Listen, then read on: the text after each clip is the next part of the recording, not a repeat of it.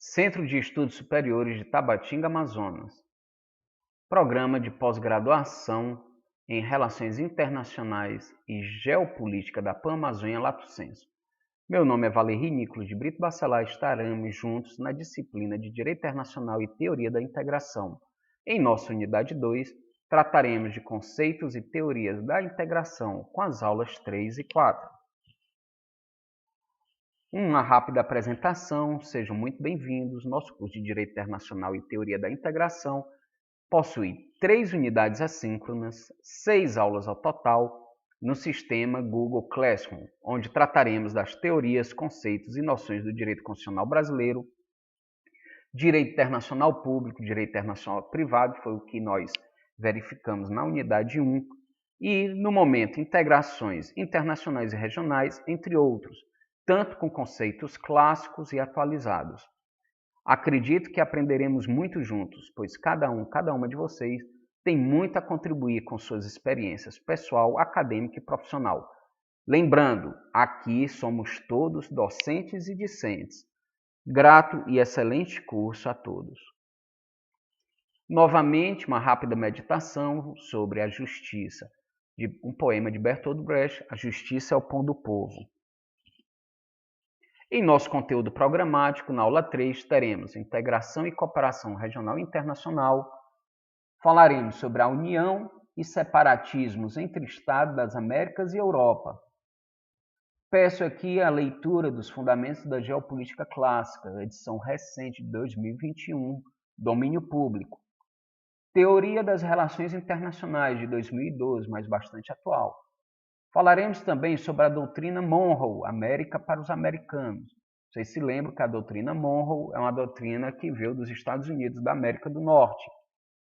Também falaremos sobre os modelos de integração americana, a ALCA, Mercosul, Unasul, que recentemente mudou com a saída de alguns países que formaram outro sistema, NAFTA, que é a NAFTA Estados Unidos, Canadá e México, e agora se chama UNSCA. Acordos e tratados de cooperação internacional, na unidade 1. Estudamos direito internacional público, direito interno, direito internacional público-privado, também sobre acordos e tratados internacionais, e agora veremos mais a fundo sobre acordos e tratados de cooperação internacional. No momento, eu peço a releitura de Princípios do Direito Internacional, edição também de 2017, de domínio público, e Teoria das Relações Internacionais, de 2012. Na nossa aula 4, teremos conceitos e teorias da integração europeia, surgimento dos nacionalismos e regionalismos europeus dos séculos XIX a XXI.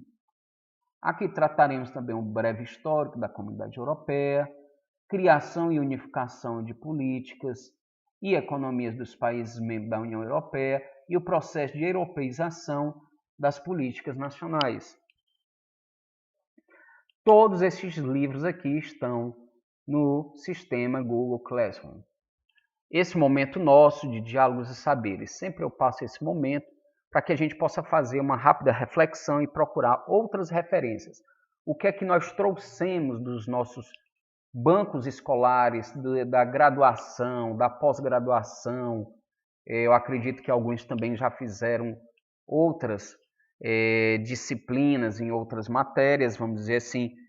O que é que nós entendemos sobre esse diálogos e saberes, sobre esses temas aqui? Norberto Bobbio, em seu Dicionário de Política, edição de 1998, ele trata sobre as terminologias entre Estado contemporâneo e nação. É interessante. Antigamente se falava muito de nação, hoje se fala de Estado. Por exemplo, na Constituição Federal de 1988, em nossa Carta Magna, o direito brasileiro fala sobre Estado democrático, Estado soberano. Ele faz aqui uma diferenciação sobre Estado de Direito e Estado Social, e aqui abaixo sobre a questão das nações.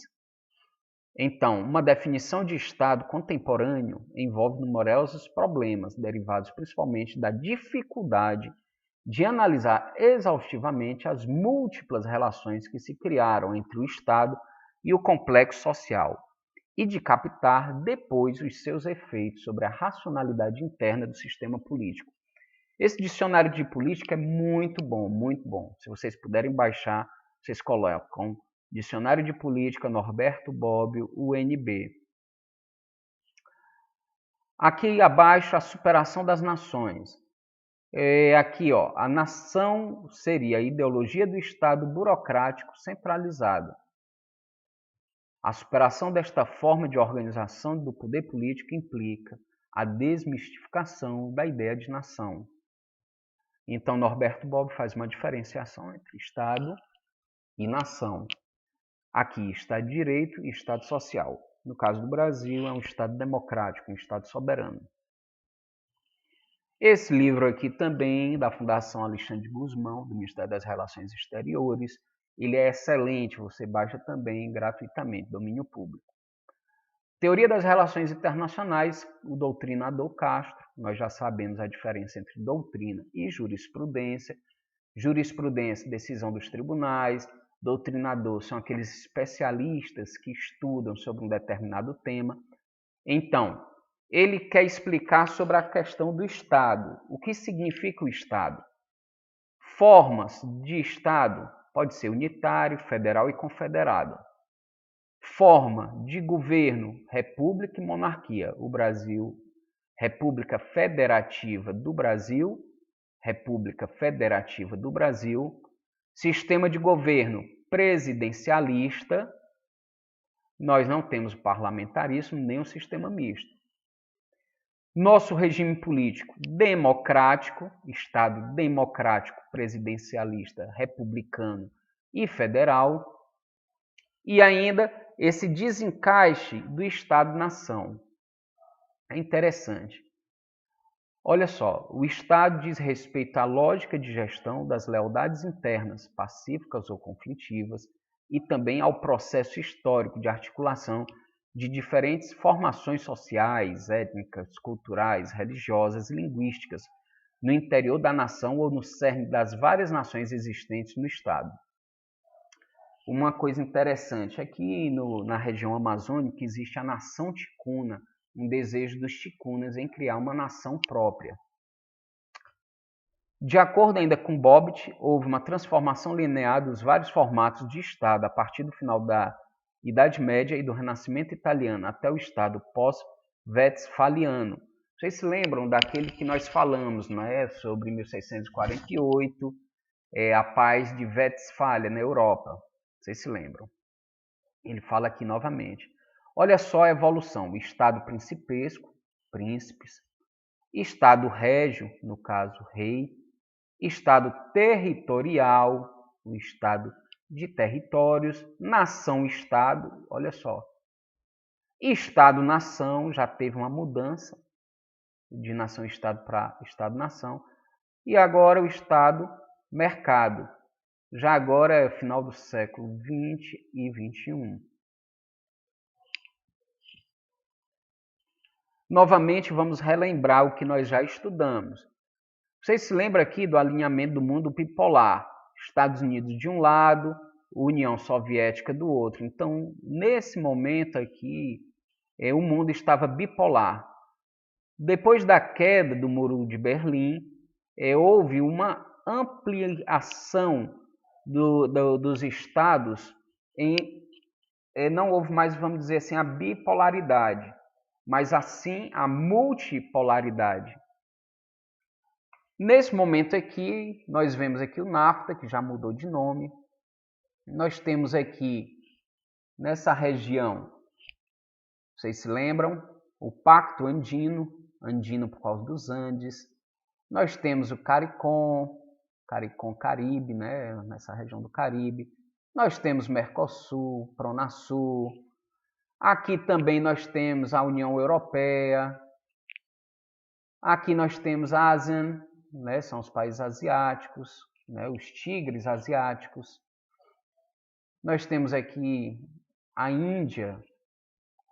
E também a África não ficaria de fora, nem a África, nem o Oriente Médio. Aqui um exemplo atual do Mercosul. Há pouco tempo, né, a Venezuela foi um país suspenso.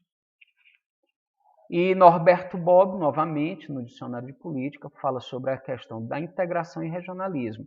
É bem interessante a gente saber conceituar esses dois. É muito interessante. Aqui, um pequeno exemplo aqui. O declínio da força das superpotências abriu maiores possibilidades de movimento aos países do terceiro mundo, especialmente aos possuidores de matéria-prima. Então, depois que terminou a bipolaridade, surgiu a multipolaridade. Por regionalismo se entende hoje, como referem os próprios vocabulários da língua italiana, a tendência política dos que são favoráveis às autonomias regionais. Exemplo desse é o Mercosul, né? Fica na região sul. Norberto Bobbio, pegamos três significados sobre integração regional, integração internacional e cooperação internacional. Eles são distintos. Integração regional, eu peguei aqui de várias páginas assim para fazer uma comparação dentro do dicionário de política. E no livro de Teoria das Relações Internacionais também tem, como Geopolítica Clássica. Então, integração regional. Com o declínio da força das superpotências, que era bipolar, abriu maiores possibilidades de movimento aos países do terceiro mundo, especialmente aos possuidores de matérias-primas. Então está aqui, integração regional, tendência política que são favoráveis às autonomias regionais. E integração regional, Bobbio também demonstra. Processos de integração internacional baseados na industrialização mimética, na assunção sistemática por parte das potências industrializadas dos ônus do desenvolvimento dos países não industrializados. Então, a integração internacional são países que dependem um dos outros. Cooperação internacional, Bobbio novamente. Aqui já é mais a cooperação internacional das Nações Unidas. Temos aqui, a partir de 1945, a criação das Nações Unidas, a Organização das Nações Unidas, com os países membros. Conseguir a cooperação internacional na solução dos problemas internacionais de caráter econômico, social e cultural ou humanitário, e o de promover e encorajar o respeito pelos direitos humanos e pelas liberdades fundamentais para todos, sem distinção de raça, de sexo, de língua ou de religião. A nossa Constituição Federal de 1988, ela ampara todas essas questões de direitos humanos. Tanto que o Brasil é um país membro da ONU. Dos primeiros, viu? Aqui também nós temos esses dois slides aqui, que seria interessante vocês estudarem depois, sobre como é que está dividido o mundo na questão de integração regional, integração internacional, no campo econômico, viu? Aqui também como é que está dividido o mundo. E é muito interessante esse aqui, de Ian Richard, de 2014.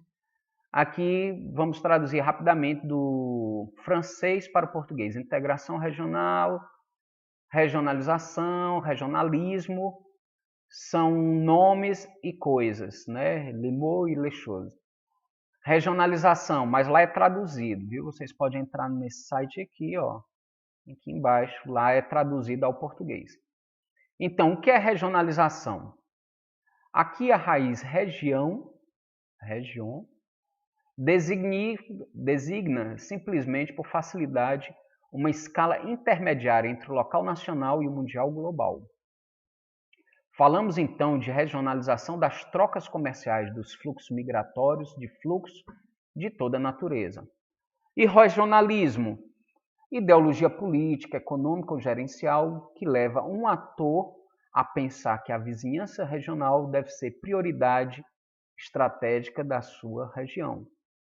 Por exemplo, o regionalismo seria tipo bairrista, né? A pessoa é bairrista, né? O regionalista, né? Aquela pessoa que dá mais valor à sua região. A palavra regionalismo pode ser aplicada a outros atores, além dos estados, empresas, ONGs, redes, né? Redes da Pan-Amazônia, por exemplo, podem implementar estratégias de desenvolvimento que priorizem a vizinhança regional. Viu como é importante o regionalismo aqui? Mas ele fala também sobre a vizinhança regional. E o que é integração regional? Conjuntos infraestatais, a integração mesorregional aos territórios transfronteiriços que cobrem totalmente ou parcialmente 2 países contíguos. No nosso caso aqui, por exemplo, aqui no Amazonas, na tríplice fronteira amazônica, Brasil, Colômbia e Peru, nós temos 3 países. Existe uma integração regional. Na nossa aula 3, integração e cooperação regional e internacional. Olha aqui o Mercosul. O Mercosul, a Venezuela há pouco foi suspensa, né, agora em 2016, né, por ruptura da ordem democrática. O Brasil foi um dos primeiros, né, juntamente com Paraguai, Uruguai e Argentina, daqui integrante fundador. A Bolívia é associada em processo de adesão. Vale salientar que todos esses slides eu procurei colocar atuais, tanto das figuras como as indicações para vocês procurarem. Então está super atualizado e também as obras. No site oficial do Mercosul, atualizado, a cooperação internacional, olha só, cooperação internacional no Mercosul foi concebida desde os inícios do bloco como ferramenta que permite fortalecer as capacidades de cada um dos Estados partes e contribui para o aprofundamento do processo de integração regional. Olha só, integração e cooperação, cooperação internacional, integração regional. Cada nome significa algo, mas eles são conexos, não é? Então é importante vocês saberem diferenciar cada um, regionalização, regionalismo, integração, cooperação, mas eles trabalham juntos. Olha só aqui, objetivos da política de cooperação internacional do Mercosul. Aprofundar a integração regional, essa região sul, Mercosul, não é? Tá bom? Aqui também intercambiar de maneira horizontal conhecimentos e experiências, boas práticas, políticas públicas, tanto no interior do bloco, quanto com outras instâncias de integração regional, extra-regional, fora dessa região também. Então, eles negociam também com outros, não é? Com outros. Aqui para cima seria o antigo NAFTA, que agora é UNSCA, com outros países também, União Europeia, tudo. Tá certo? Um pouco de história também para a gente aqui entender como surgiu aqui uma das primeiras, vamos dizer assim, integrações regionais aqui da América do Sul, mas mais aqui na Colômbia, né?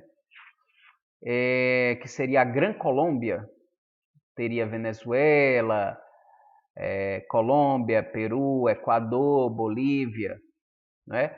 Aqui na aula 3.1, União e Separatismo entre Estados das Américas e Europa.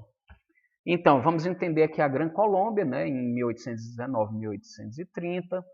Foi uma iniciativa ideológica de Simón Bolívar em lutar pela independência das colônias hispânicas. Vocês se lembram, na primeira unidade, que as Américas foram divididas, Brasil, Portugal, o restante com Espanha, e depois a independência começou lá de cima, a independência americana, a independência de várias outras colônias hispânicas. Não seria diferente aqui nessa região aqui. E vale lembrar que aqui é uma região que hoje nós chamamos da região amazônica. E Panamá, parte do Panamá também era da Gran Colômbia, né? Seria interessante vocês estudarem também um pouco, porque daí vamos entender um pouco mais sobre a Pan-Amazônia. Aqui também sobre a união e separatismo entre Estados das Américas, no momento Américas. Olha só, o Brasil português, toda essa região aqui hispânica, né? Hispânica. Oliveira, um grande diplomata de 1907, essa edição aqui está no STF, é uma edição muito boa, original. Ele fala sobre pan-americanismo. Olha só, pan-americanismo. Monroe Bolívar e Roosevelt. Ele faz uma observação importante, né, sobre esse período colonial hispânico e também sobre a independência das colônias. Aqui abaixo eu encontrei a figura com o ano da independência de todos os países. Ele fala, Oliveira, diplomata brasileiro, ninguém desconhece os lados maus da colonização e da administração espanholas, aqui é porque é tudo no original mesmo. O interessante é descobrir-lhes os lados bons. Ninguém rebaixa os serviços de Bolívar, Simão Bolívar, à causa da independência de toda a América Espanhola. Ninguém nega o influxo da Venezuela, ou melhor, da Gran Colômbia, na disseminação da ideia separatista pelo Império Colonial Espanhol. O interessante não é lamentar a dissolução da Grande Colômbia, é expor os motivos que a determinaram, indicar as correntes morais que trouxeram essa desagregação funesta. Então, é interessante esse livro, para vocês que estão nessa especialização, que ele relata como era de 1907, o que é que eles entendiam sobre pan-americanismo. Né? Pan-americanismo, pan-Amazônia. Vocês entendem agora, vocês estão entendendo um pouco a sequência. Vamos tratar agora da união e separação dos estados da Europa. Né? Em 1648 já começou com a primeira noção, o marco do direito internacional público, Paz de Westfália e tal. Aqui, olha só, aqui já é Europa atualizada, não é? Esses aqui são membros da Comunidade Europeia, né? A Inglaterra foi do Brexit, né? Castro, 2012. O que é que ele fala sobre o que é separatismo? Nós falamos sobre união, vamos falar sobre separatismo. É a manifestação expressa de um grupo nacionalista em se desmembrar de um Estado a que pertence com o intuito de formar um outro independente. O separatismo visa formar uma nova ordem institucional separada do Estado Nacional, a partir de gradativo e posterior reconhecimento de terceiros estados da nova territorialidade conquistada. Olha só aqui, é interessante os movimentos separatistas que ocorrem hoje no mundo. É aqui bastante atual, viu? Bastante atual. Na Espanha existe o País Basco, que ele há tempos quer se separar da Espanha, aqui quer dizer, né? Aqui é França, aqui é Espanha. Fica nessa região. Catalunha, onde tem Barcelona, Madrid é aqui, é o centro, né? Barcelona, a região da Catalunha também quer se emancipar da Espanha. E aqui também tem outros movimentos separatistas. Doutrina Monroe, América para os Americanos. Quando surgiu a primeira ideia da doutrina Monroe? Foi através de Monroe, em 1823. Vocês se lembram que em 1823, os Estados Unidos da América, separado, não era mais colônia. O que acontece? Os Estados Unidos pensaram, né, no caso da doutrina Monroe, devemos considerar qualquer tentativa da parte deles, dos europeus, de estender seu sistema para qualquer parte desse hemisfério norte, central e sul americano, como um perigo para a nossa paz e segurança. Aqui era um mandatário norte-americano, não é? No Congresso dos Estados Unidos, em 1823, ele já pensava América para os americanos. Recentemente, não, né, porque 1823 para cá, George Bush, pai, né, o Bush pai, ele já fala sobre a questão, nesses tempos difíceis, temos a oportunidade de construir uma nova ordem mundial. Aí já se fala sobre a nova ordem mundial. Isso aí foi por volta de 1990. Um planeta onde o Estado de Direito dite a conduta das nações, onde os fortes respeitam os direitos dos mais fracos. Já que é bem interessante, mudou um pouco sobre essa questão da doutrina Monroe. Mas essa nova ordem mundial é bem interessante vocês estudarem também. Trump, há pouco tempo, né, também, ele já voltou com a doutrina Monroe, uma América para os americanos em primeiro lugar. Só que ele quer dizer os Estados Unidos da América comandando a América do Norte, Central e do Sul. Neste livro aqui, Barraquer, de 2021, bem atualizado, ele é o organizador. Ele demonstra a diferença real entre a doutrina Monroe e o pan-americanismo de Simão Bolívar. A declaração do presidente Monroe não assumiu a forma de garantia real. Ela não criou a obrigação de preservar a integridade territorial e a independência política das repúblicas americanas. A doutrina Monroe não estava querendo expulsar, vamos dizer assim, ou então proteger as Américas das potências europeias. Ela queria a América para os americanos. Tanto que aqui eu faço essa marcação, os Estados Unidos têm preservado consistentemente a liberdade de ação completa, liberdade para decidir em cada instância se responderiam a ameaças da Europa ou da Ásia, e em caso afirmativo, que medida tomariam. Eles seriam, então, os Estados da América do Norte e os defensores das Américas. É bem interessante a gente saber diferenciar a doutrina Monroe e o pan-americanismo de Bolívar. Simão Bolívar queria a Grande Colômbia para fazer uma América Central, Sul, bem forte. A verdadeira América para os americanos, longe de qualquer dominação hispânica que fosse. Novamente, a doutrina Monroe. Aqui é o Big Stick, quer dizer, o grande porrete, né? Seria aqui o Tio Sam, aqui defendendo a América Central, Sul, Norte, de qualquer invasor. Né? Aqui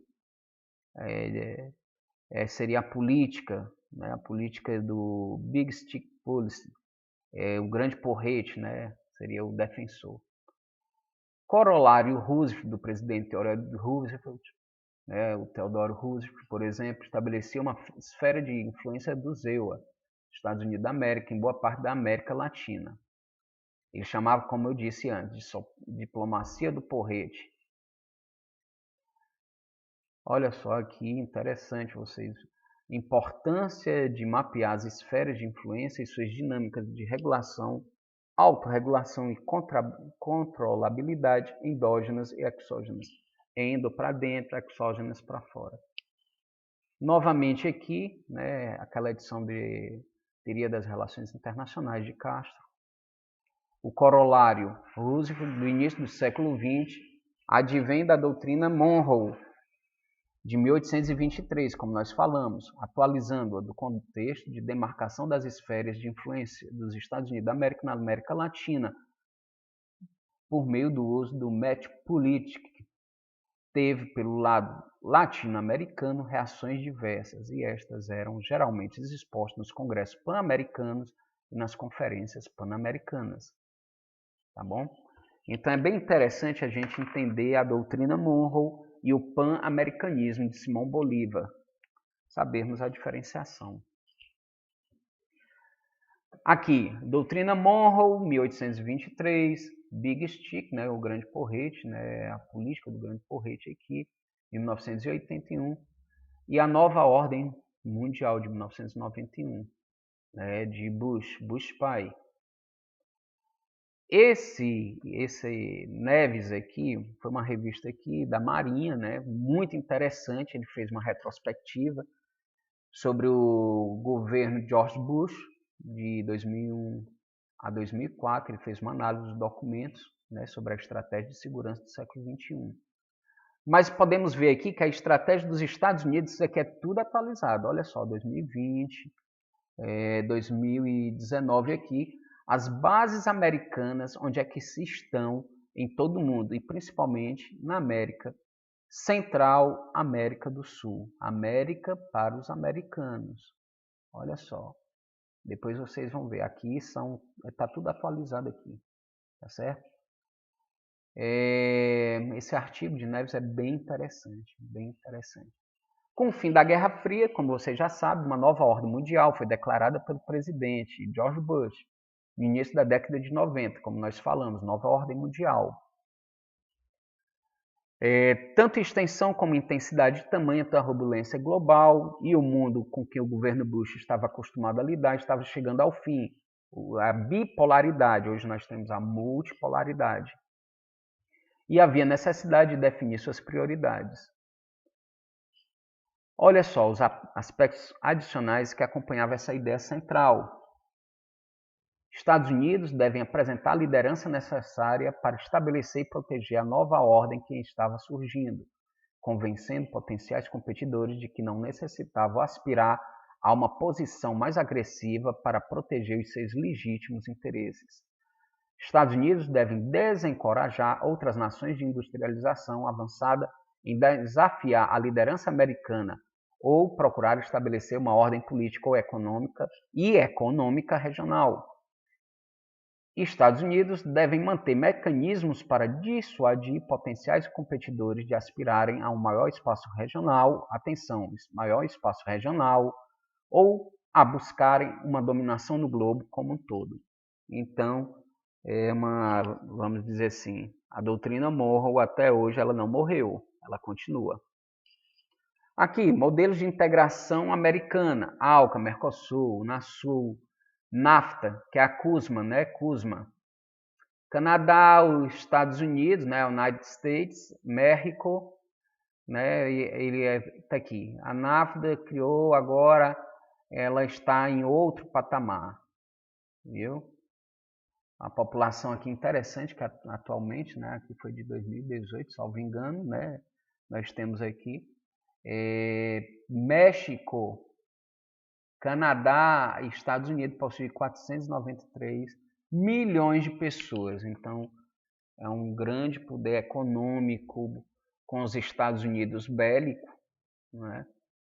E aqui é a ALCA. A ALCA, vocês conhecem, a Área Livre de Livre Comércio das Américas. Está aqui todos os países aqui, ó, das Américas. Né? E quais são os temas? Mercados, agricultura, compras governamentais, investimentos, política, concorrência, direitos, serviços, sociedade civil, comércio eletrônico, entre outros. É interessante que aqui, quando vocês buscarem saber um pouco mais, vocês têm que ver as duas versões. Uma das versões oficial e a outra não oficial. Aqui são sites oficiais, que está aqui embaixo. Aqui. Ainda o doutrinador Castro ele fala sobre a integração econômica. Representa meio pelo qual o Estado, de forma pragmática, forma um bloco econômico. Atenção, um bloco econômico. Aqui são blocos econômicos. Em qualquer de seus níveis. Zona de livre comércio, união aduaneira, mercado comum, união econômica total, união política jurídica. Ela é estruturada na força industrial, competitividade empresarial e na crescente capacidade de formar núcleos integrados ao processo de globalização, regionalização. Viu? É bem interessante, Castro, quando ele fala aqui. Aqui na aula 3.3, modelos de integração americana, vamos falar aqui do Mercosul, Unasul, e mais aqui nessa região aqui amarela, aqui é o Pacto Andino aqui. Né, dos Andes. Aqui já é o Mercosul. Né? Vocês se lembram que a gente falou sobre a Unasul. Né, a Unasul. Só que recentemente, né, alguns países, principalmente o Brasil, saiu da Unasul para montar o Prosul. Né? Olha aqui. O que era antes o Unasul, alguns países saíram para montar o Prosul.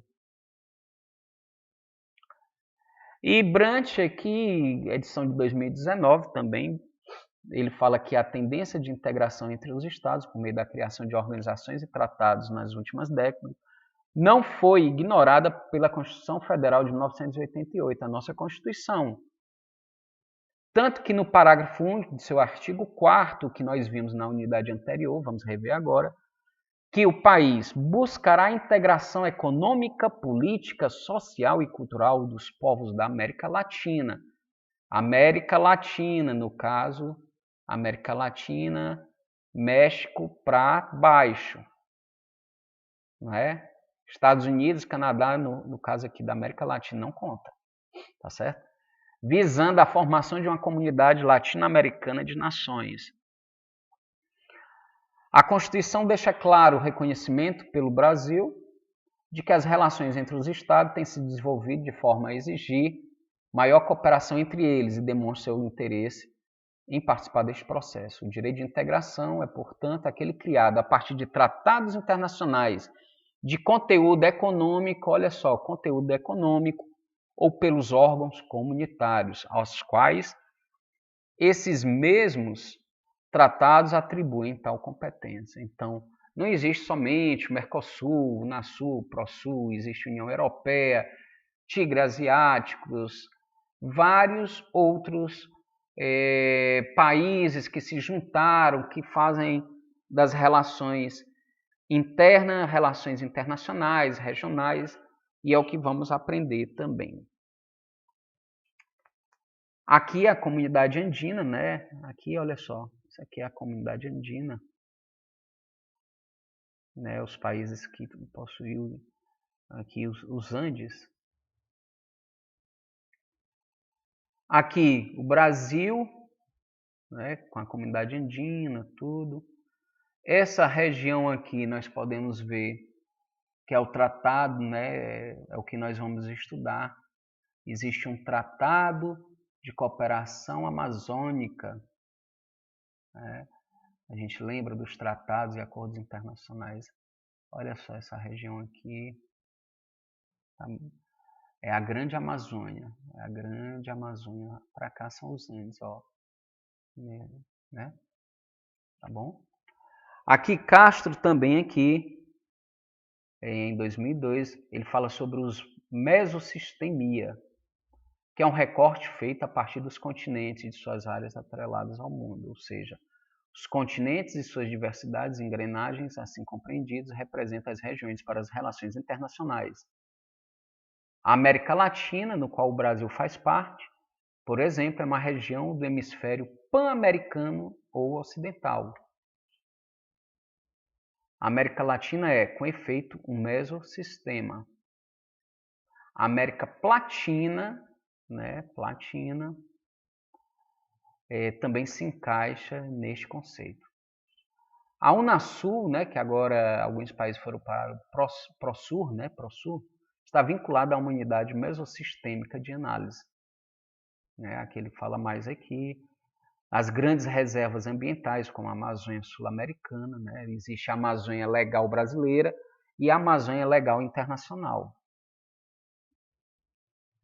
Ele dá um alerta aqui interessante, olha só. De uma forma menos imediata, mas não menos instável, as grandes reservas ambientais, como a Amazônia Sul-Americana, ou mais especificamente a Amazônia Legal brasileira, poderão constituir focos de crescentes tensões, gerando por seu turno crises e beligerâncias. Isso aqui é armadas, né? E notem, 2012, há 9 anos atrás, ele já falava sobre essa questão aqui da crise, né? Crise, todo mundo querendo invadir a Amazônia, não só a Amazônia brasileira, mas a Amazônia internacional, né? De quem é a Amazônia. Principalmente pela escassez e falta de água potável, déficit hídrico crônico, escassez de alimentos em países da África, Ásia e América Latina. Podem aguçar o instinto agressivo dos estados diretamente envolvidos, sendo possível correlacionar aquecimento global com crise de segurança política internacional. Notem isso aqui em 2012. Acordos e tratados de cooperação internacional. Nós temos aqui um recente acordo aqui, Mercosul com a União Europeia. Nós aqui também temos as oportunidades da cooperação internacional para o desenvolvimento da América Latina e do Caribe, que é a CEPAL, né? É bem interessante no campo econômico também. E só para lembrar, tratados e acordos, né, da unidade 1, vamos rever agora, tanto multilaterais como bilaterais, entre as nações, são um dos instrumentos mais importantes na diplomacia internacional e na resolução de conflitos. Por que é que eu trouxe muitos livros do direito e também da Fundação Alexandre Guzmão, do Ministério das Relações Exteriores? Porque tratados e acordos na diplomacia internacional, que envolve o direito internacional público e o direito internacional privado, são importantes a gente conhecer os seus conceitos, tá bom? Outro aspecto atualizadíssimo: acordos e tratados de cooperação internacional. Se vamos falar da Pan-Amazônia, pan-americanismo, temos que tratar dos Organização do Tratado de Cooperação Amazônica. Só que esse aqui é bem antigo, viu? Vocês estão vendo, esse aqui é bem antigo, é bom, 1970 e pouco aqui, é bem interessante ver. Aqui também, esses slides aqui, essas figuras são atualizadas agora, muito atualizadas. Tem uma aqui de 2021, viu? Vocês podem baixar também na internet gratuitamente, é bem interessante. Trindade Cansado, de 2017, fala sobre direito, né? Um doutrinador no campo jurídico, muito importante. Ele fala: se por um lado há áreas que ainda hoje, mais do que nunca, estão a requerer urgentemente a cooperação dos Estados, como Interralha, o problema da energia nuclear, a exploração do espaço, a proteção do meio ambiente, a questão do desarmamento, a exploração dos recursos dos oceanos, tal. Por outro lado, aqui-se de reconhecer a intensiva atividade de cooperação internacional desenvolvida nos últimos anos no seio das Nações Unidas, a Organização das Nações Unidas e organizações regionais. Tá bom? O princípio do dever de cooperação internacional ganhou terreno nas últimas décadas. Isso de 2017, né? Esse livro é de 2017.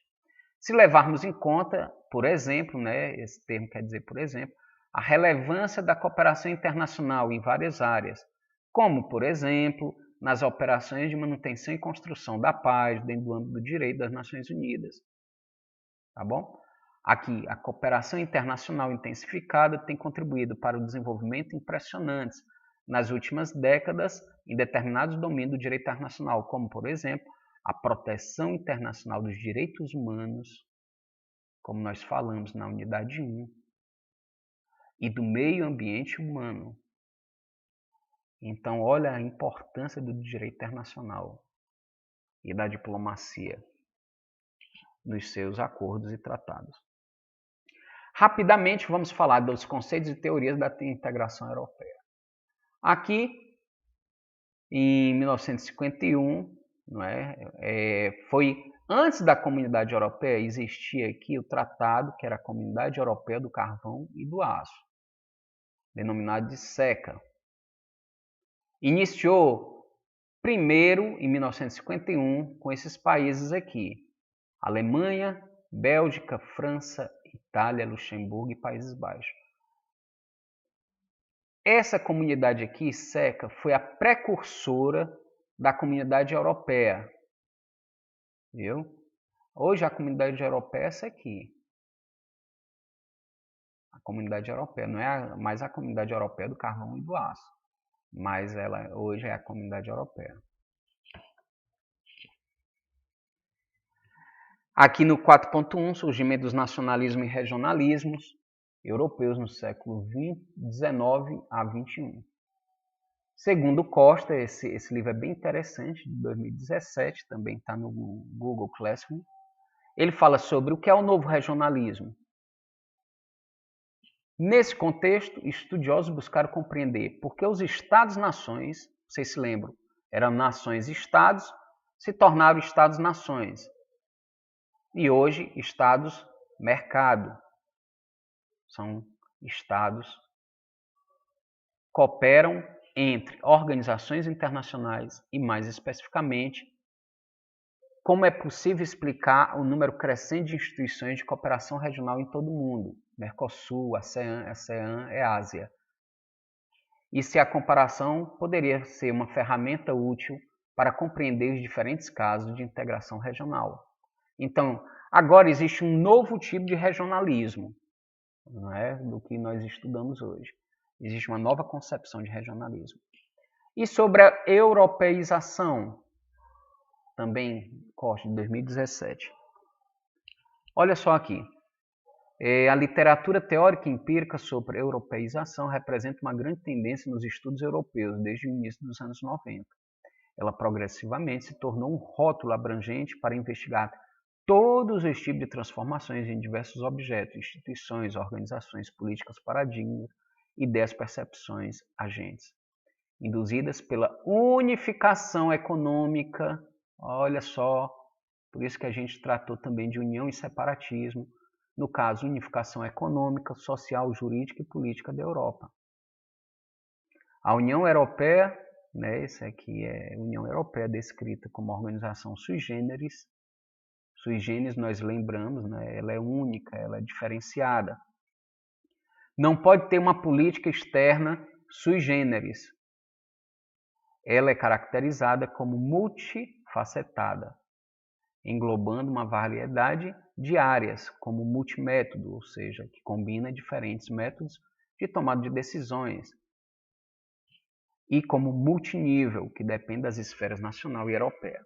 Então, a União Europeia, por ser bastante ampla, de vários países que se interessam, ela é um pouco diferenciada do Mercosul, né? Cada um tem seus aspectos próprios.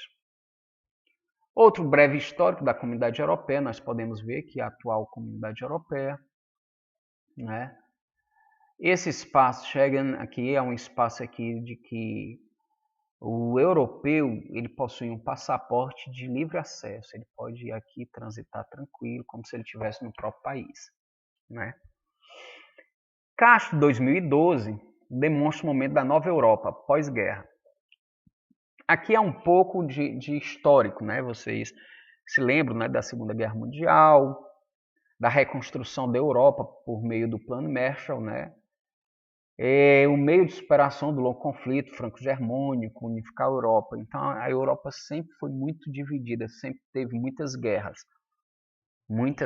E a União Europeia simboliza essa questão de unir a Europa novamente. Aqui nós temos nossa bibliografia básica, né? Aqui uma atenção, outros livros com domínio público e download gratuito, encontram-se no Google Classroom e elencados no referência. O referências e os agradecimentos a todos os alunos. Tá bom, meus amigos? E preparados para a unidade 3. Muito obrigado e até breve.